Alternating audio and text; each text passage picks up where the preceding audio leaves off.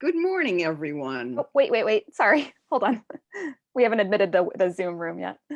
Oh, let me know.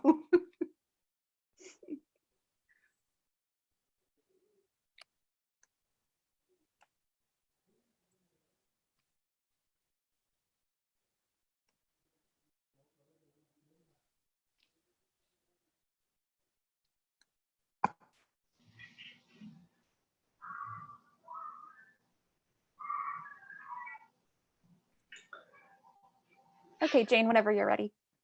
Thanks. Good morning, everyone. I'm Jane Lazaro, and Yeah. I'm here with Paula Rothschild, and the two of us will be taking you on a virtual tour of the Timken Museum. We plan to show you 10 paintings from the collection. First of all, some housekeeping. Please mute yourselves unless you want to say something, and we encourage you to ask questions, make comments all throughout during our presentation, because we want this to be an interactive situation. To begin, the Timken Museum really began in the early 1900s when two families came west from Ohio, and the Timken family and the Putnam family. The sisters, Anne and Amy Putnam, were avid art lookers and began a collection of art. They had inherited money from their uncle, and they used that money to buy art. Amy Putnam had gone to Stanford and studied Russian and became enamored of Russian icons. The icons, eventually she collected about 300 of them. And I will begin our tour today with the first icon, which is the Georgian Mother of God, as you can see here. It is a large icon. It's from the 17th century Moscow school. And icons are divine objects. They are not meant as art. They are meant as a conduit for devotion, for people to touch and kiss and use to enhance their spiritual experience when they come to the church.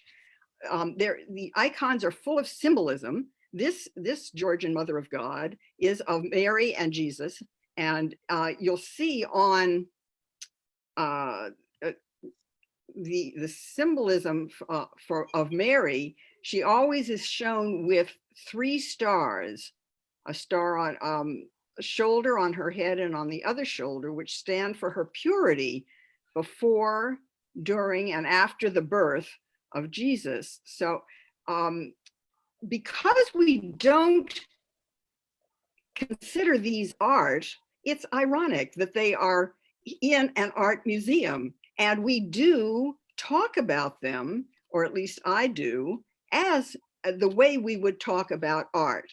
In the first place, there's a lot of abstraction. Notice all the drawing here. These are not, you don't see this as real folds of a garment. You see abstract shapes, and the same in all of the fabric and all the drapery. We'll see as we go along that artists develop different ways of representing drapery. We will now, let me show you where an icon like this Georgian Mother of God would have been situated in a Russian Orthodox church. You see a similar one here on what is called the iconostasis. There is also, I wanted to show you also a larger view of what a more elaborate iconostasis would look like. You can see that the different levels So people would come into the church. Oh, I'm going to go back because you notice that there are holes in the gold background here. On those holes come from nails that held on a grill, a silver elaborate grill that covered them because people touched and kissed these icons, and the gold would have been damaged by all of that activity. So that's why these holes, you see them, and when you visit the museum, you will see that we actually have an icon that has it still has its oclad on, so you can see what that looks like. Now we'll move from the Russian Orthodox to Western Europe, where we have Niccolo di Buonaccorso's small small triptych of the Madonna of Humility. I wanted to show you this one because here you have a different way of representing Mary. Whoops, I'm sorry. I want to enlarge this so you can see that her clothing is represented differently. There are no drawing lines on this, except maybe some little silver edges, but this is more modeled. This is early Renaissance in Siena. This is the Sienese school of painting. And you see, the reason this is called the Madonna of Humility, because Mary is seated on a cushion on the floor. You can, and here's the cushion here, and behind her on this ledge is a little holder with bobbins and her knitting, She's a regular mother who when she's not taking care of the baby is doing knitting. And in this we have, this is going to show up later in another painting I'll show you, Saint Catherine of Alexandria, and her attribute is this wheel. And I will tell you more about the story of that when we get to the slide where I have that. She's also holding a palm frond, which shows that she was a martyr. This could be a traveling icon that because it's small, it's I think 25 inches high, and it will fold. You can see the hinges.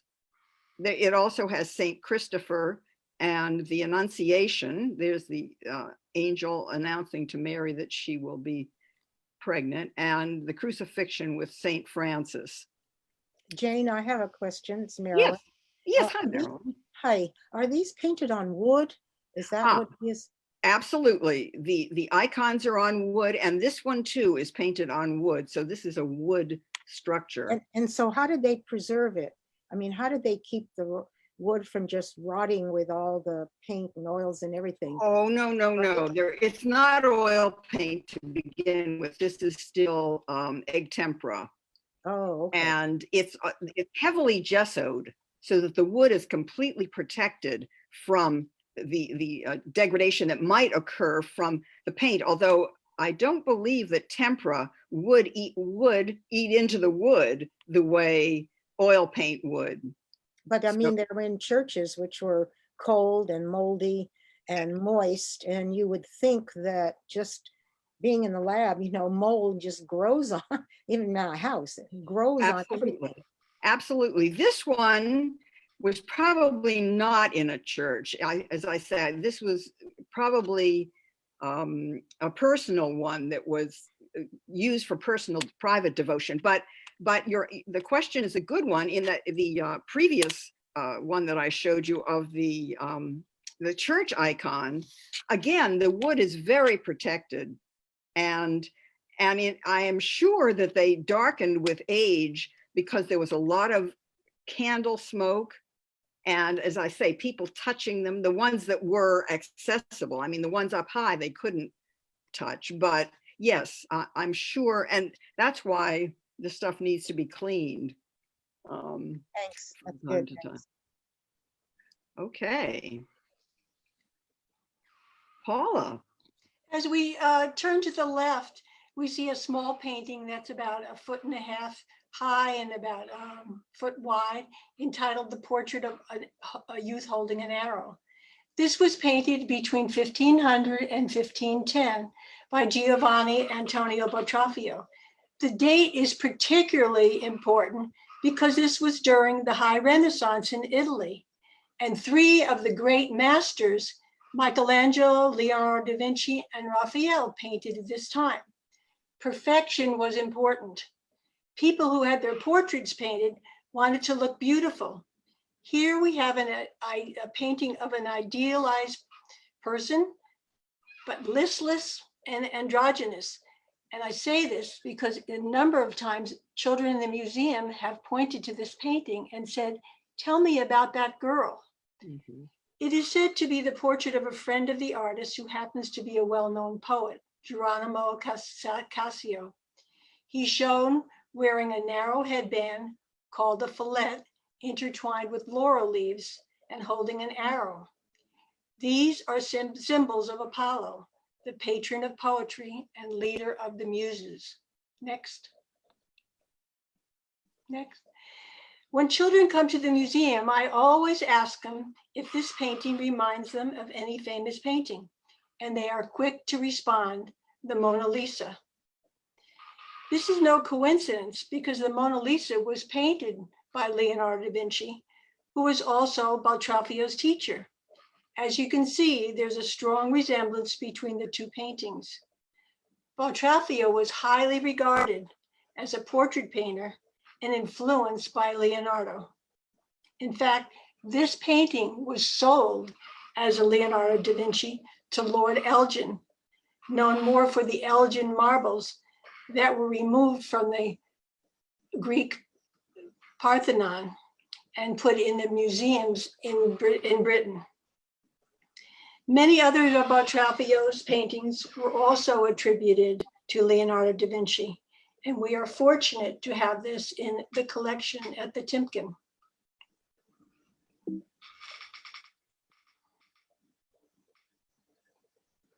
Okay, now I want to show you this painting by Veronese, which is entitled Madonna and Child with Saint Catherine and Saint Elizabeth.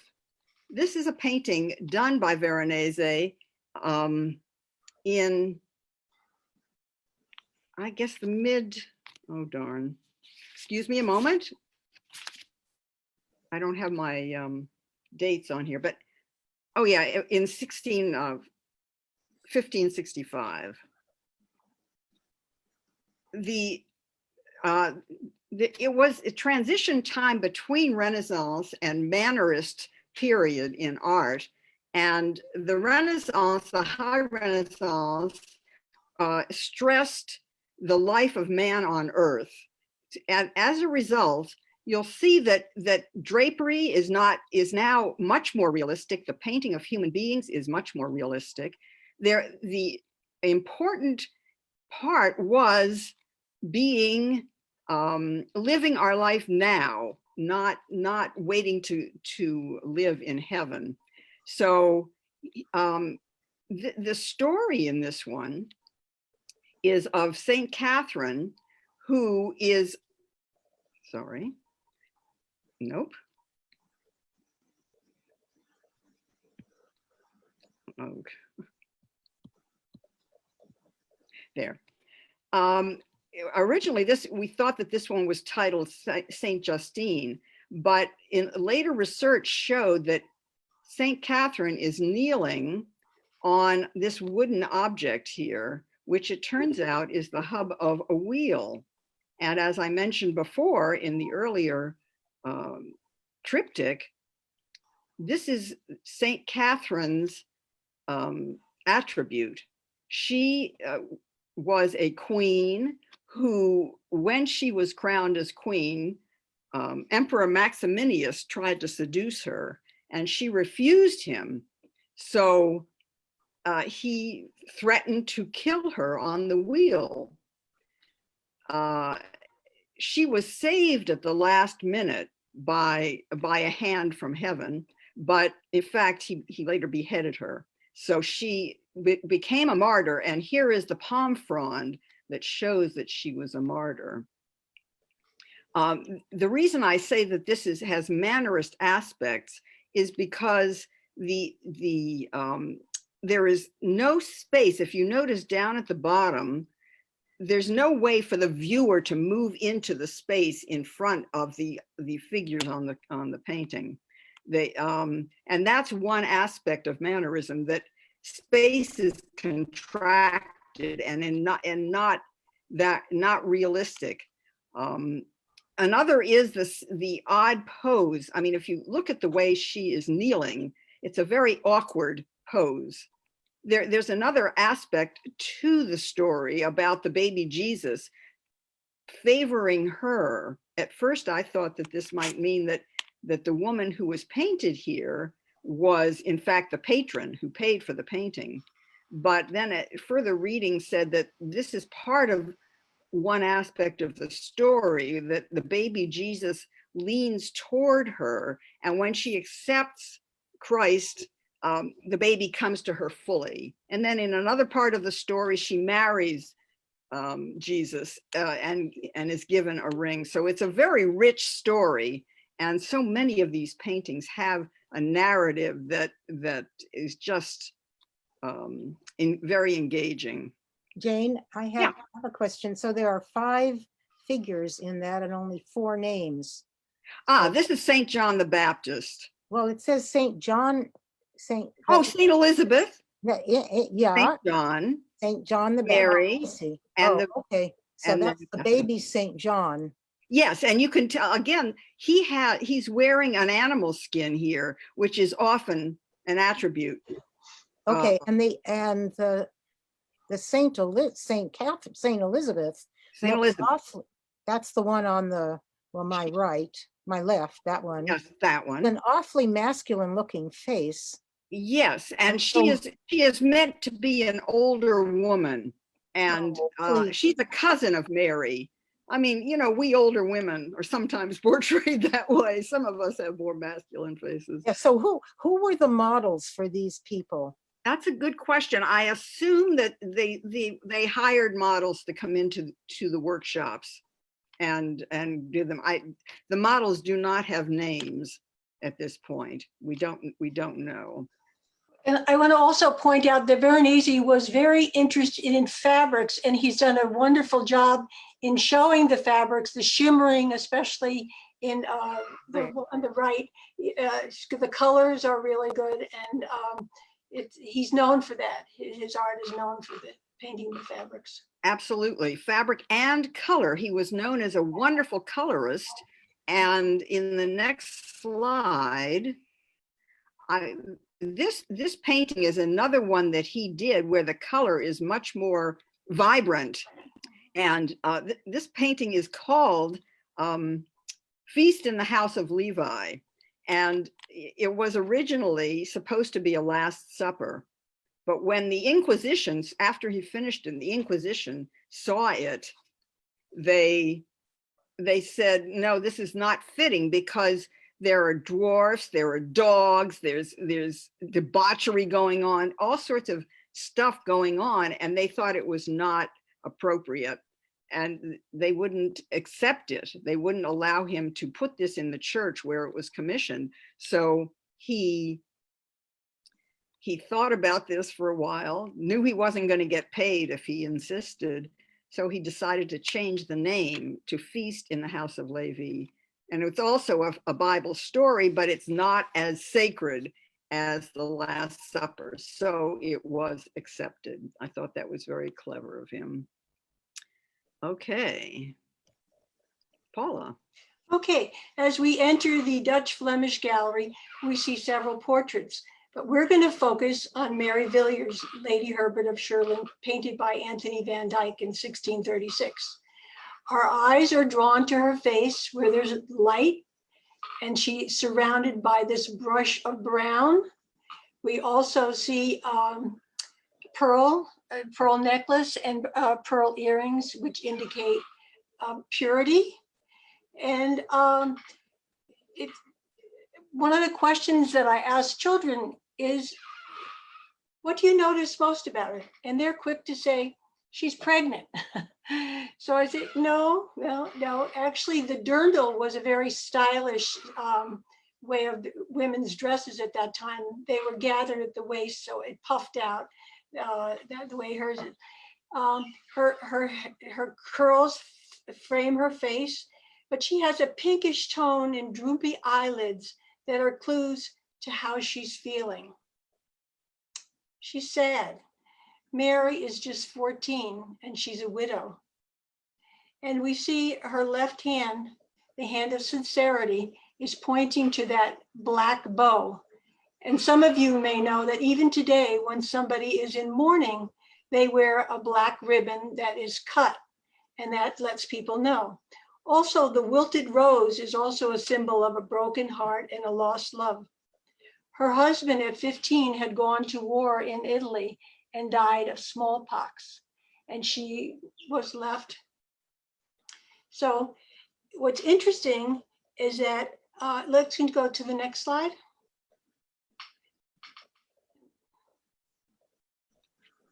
Okay, so as you can see in these two portraits, Mary has a strong resemblance to her dad, George Villiers, the first Duke of Buckingham, especially their noses. After Mary's father was executed in 1628, Mary was adopted by King Charles I of England, and she was raised in a royal household. This portrait was commissioned by King Charles, and perhaps to find her another husband. Anthony van Dyck was the court painter for King Charles, and he knew Mary from 1633. So he knew her for a number of years, and he painted several portraits of her through the time that she lived with him. Perhaps this is why there's such intimacy in this portrait. And I have made the same observation, and I want Jane, who's a painter, to chime in on this, that artists who are familiar with their subjects seem to bring out the essence of a person that is lacking when an artist is unfamiliar with the subject or paints them from a photograph. How do you feel about this, Janet? Jane, have you noticed that? I have, and in fact, when you look at these two paintings, the way he painted her face has much more depth of feeling than the way he painted her father. Just notice the eyes. Yes. These are beautifully painted eyes, but they don't have the pathos that you see in her eyes. And the same thing with her mouth. All of this is very, very beautifully done. Oh my gosh. And then also the beauty of the painting in that lace just knocks you out. It's fabulous. So, but I agree. So Anthony van Dyck was a student of Peter Paul Rubens, and he painted 72 portraits. He was known for painting beautiful fabrics in his subjects, and this style made him a fixture in England for 7.5 years, but it influenced painting for more than 150 years. Next. Oh, I want to go back to this one for just a second. Okay. Talk about the fabric, the way he painted it. The difference between the silks taffeta, and I mean the highlights, the way he was able to give you the real sense of the ins and outs of this fabric compared to the organdy or whatever this very fine light gray fabric is just masterful painting that we ought to focus. We ought to see this because he was really a wonderful painter. And when you're in the museum, you actually want to touch it. Exactly, it feels it real. So real. It really does. So real. And the way the light gray here is the color of the light gray of her skin. Again, when you're in the museum and you actually see the painting in person, it's very affecting because of the humanness of it. Jane, I have a question. Yes, Marilyn. How flattering did the artist, you always think they wanted to make the person look better or the best. I'm just wondering, how how real, how close to reality. Of This- course, we have no way to know. What do you No way think, to Paula? know, but right, but that's what they usually did. And one thing we do know that they did make them bigger. It was important to make them bigger than they actually were. That was Ah, okay. something.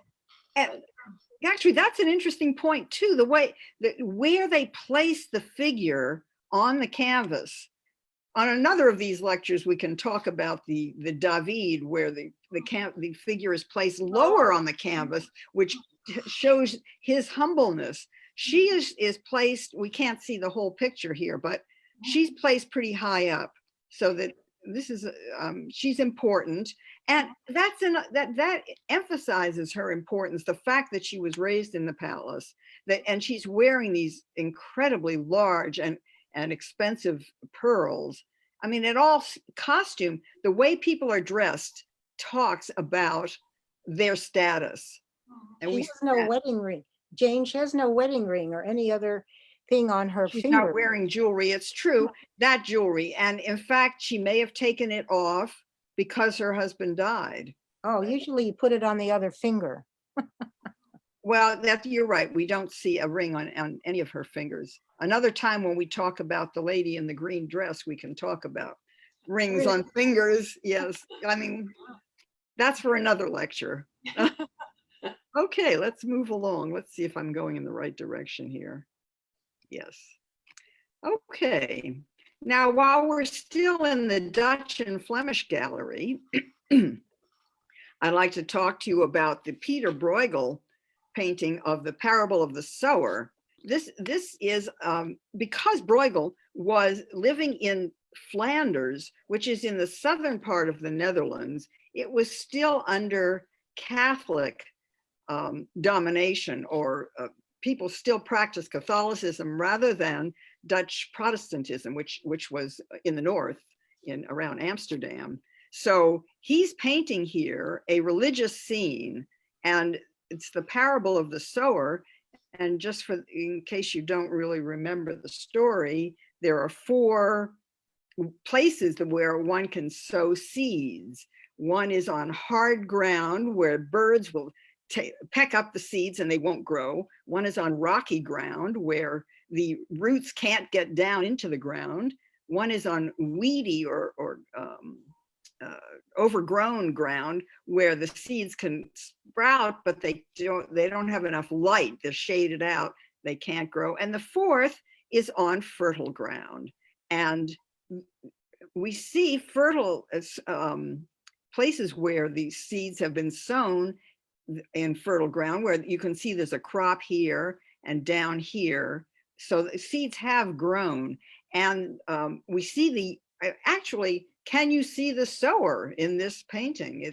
In the museum, in fact, it's much darker. This is a light slide, and it's hard to see him. He's here, and he's sowing, and we don't know whether this is fertile ground or not. It looks kind of shady to me, but the interesting parallel is with the group of figures over on the right, where you see a small cluster of people. I'm going to move this away.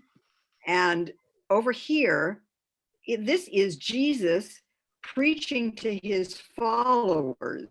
And that is fertile ground, because if they are his followers, they are able to hear his words and take them in. So this is a parallel between the physical act of sowing seed and the religious intellectual act of words growing inside the minds of people. One other note about this is basically it's a landscape. And when Bruegel went down to Italy to study, which many artists from all over Europe did, because Italy was the home of the Renaissance, and they were way ahead in their art development. He coming back up, if any of you have done this, coming back, say, from Rome up to the Netherlands, you go through the Alps. And he did many sketches as he was coming, and drawings and small paintings. And these mountains are based on the drawings that he did. I mean, they're not that realistic, but you know that they're mountains, and that's how he saw the Alps that in his mind, from his drawings. Now, when you look at this painting, what about the contrast between the light, the very cold light over here, and the warmer light on this side? Does anyone have an idea what that would be, the reason for that would be? If not, I can say when he was down in Italy, he learned about Italian landscape and perspective. One of the main ways that the Renaissance artists in Italy made their paintings work, the space in them was using perspective, 1-point perspective, and distance perspective. And to do distance perspective, you paint in cool, light colors. There's a lot of white in a lot of this so that it recedes. And you see the way the perspective works here, the way the lines go down to the horizon line here. Okay, let's move on to the next. Actually, Oh, Jane, we yeah. did have one question from the chat asking, so why would Jesus not be the focal point of the picture? Very excellent question. Thank you. This is a peculiarity of Bruegel. When he did a painting of Icarus falling with his melted wings down into the water, the painting was titled Icarus. You could barely see Icarus. He was a teeny little thing in the water. So this is something that Bruegel did, and that is what's happening here. He put the important people very small. It's ironic, and I don't really know the answer to it, but it is something that he did. Good question. Okay, I wanted to show you, whoops, wrong way. One more painting that Bruegel did. The religious paintings that he did were early in his career. Later on, he became a painter of peasants. He painted many, many wonderful scenes of peasant life. And as I said as we were setting up this presentation, if we could only spend an hour just talking about what's in this painting, there are just a lot of things. For instance, sheep shearing going on here. We have no idea what this guy is kneeling into this weird thing here. Anyway, this is something else for you to see that Bruegel did later in his career. Paula.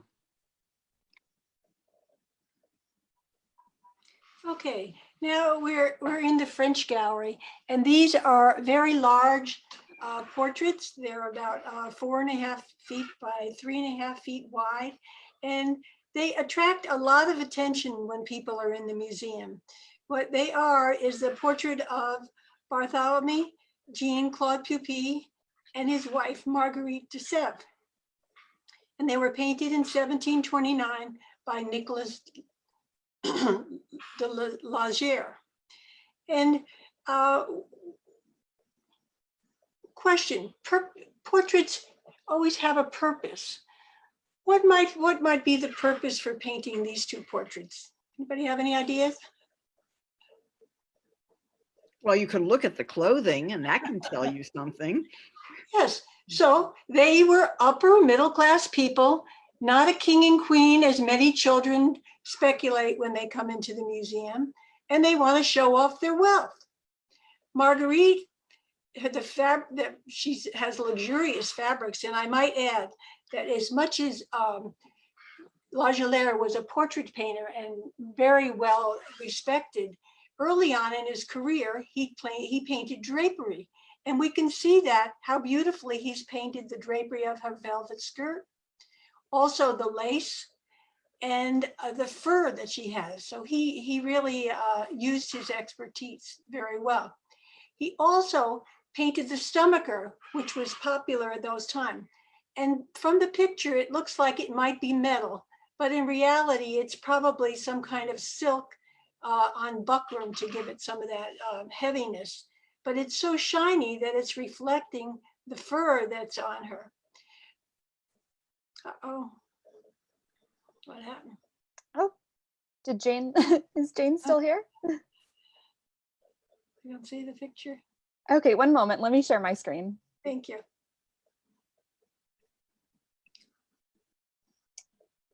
And let's see, it was this slide, right? There they are. Okay, can everyone see? All right, yes, Okay. thank you. Okay, so Marguerite also wants to tell you that she's a musician and she plays the harpsichord. And the music that she's playing is music for a drinking song for the king that sophisticated women sang at evening gatherings in their home. We notice too that her hair is gray, but she powders it. Early on, when people had before they started wearing wigs and they didn't wash their hair, it was necessary for them to powder their hair to keep away the mites. So, but then that became popular. So a lot of people started powdering their hair and they liked the white hair. We also notice that in her hand, she's holding a fan. And the fan, which is an accessory, it's used to communicate in unspoken manner. It was used to gain attention or flirt with someone depending on how one held the fan or moved it. The fan placed near the heart, you won my heart. A half open fan pressed to your lips meant you may kiss me. And a fan slowly moving across your face, I am married. So there was a lot of symbolism at this time. Now we look at her husband, and once again, the satin of his fabric is just magnificently painted. The robe that he's wearing gives us an indication of his profession. He might be a lawyer or a justice. And it's interesting that after he married his wife, he had 2 judicial promotions due to the recommendation of her father. He is also wearing a wig, which was popular at that time. It's not a small wig, it's a big wig. And that's where the term big wig comes from. The bigger the wig, the more important you are. And he too powdered his wig because that was what the military people had military, and the judges had white wigs. And you can look carefully on his shoulders, you can see there's powder on each side of his shoulder. Just to go back to mention about the powdering of the wig, that powdering Marguerite's hair. People had to powder their wigs. They couldn't do it in public, and so they went to the powder room. And that's where the term powder room came from that we use today when we refer to a bathroom or a restroom. It's a polite way of saying that. So next, not sure. And I think that's Jane's. No, here she is. Okay, yeah, I'm not sure. I think she got booted out, or I see her here. Let's see, do you want to maybe just skip to your next one, Paula? Sure. Okay, is it this one? So, okay, now we're in the American Gallery, and this is Mrs. Thomas Gage, and she was painted by John Singleton Copley in 1771. This was the first portrait that John Singleton Copley painted when he came back from London, and that might explain the outfit that she's wearing: the satin dress with the chemise underneath, the embroidered belt, the turban, the beads around her wrists. She was, if any of you know, she was the wife of Sir Thomas Gage, the commander-in-chief of the British Army. But she was not a Brit, she was an American. And that leads to a little intrigue later on.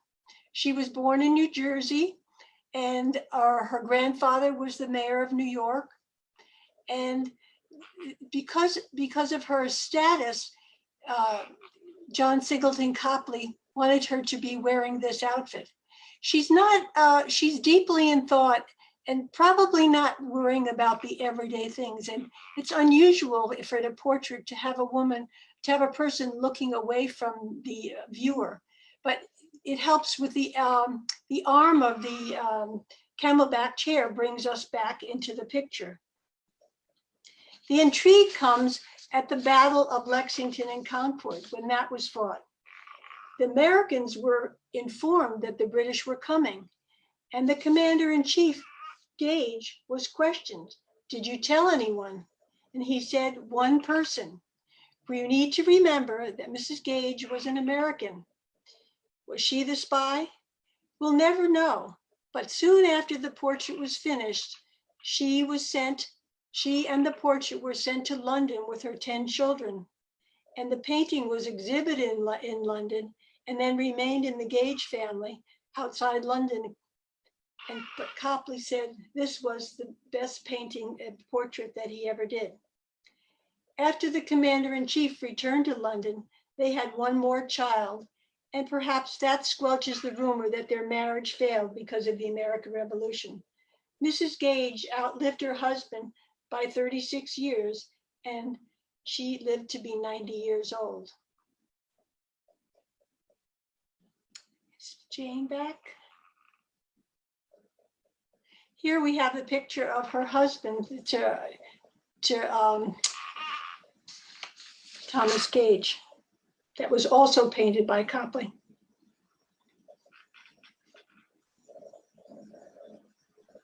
Okay, yeah, we're still trying to get Jane back. Oh, I'm not sure what happened. I think this last slide was hers. So unfortunately, we might have to wrap up early because I'm not sure what happened to Jane, some technical issues. But thank you all for bearing with us. And Paula, did you have any last words? No, I thank you all. And I hope you, when we open again, you'll all come and see these because they are very, very impressive in person. And I think you will enjoy them. Thank you.